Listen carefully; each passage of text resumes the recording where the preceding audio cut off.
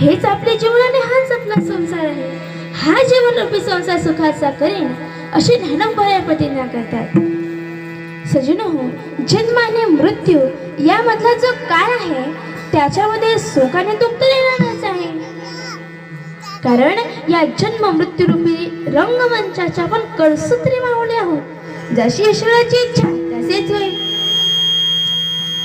वेद, शास्त्र, पुराण व संत वाङ्मयामध्ये संसाराची वेगवेगळ्या व्याख्या केले नाही.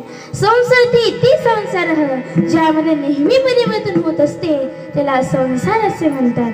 अशा परिवर्तनशील संसारामध्ये सुखाचं कसं राहता येईल किंवा त्या संसाराला सुखाचं कसं करता येईल हे ज्ञानोबा अभंगाच्या प्रथम चरणामध्ये भोगाची संसार सुखाचा करीना, भोगाची संसार सुखाचा करीना, भोगाची संसार सुखाचा करीना, भोगाची संसार सुखाचा करीना, भोगाची संसार सुखाचा करीना, भोगाची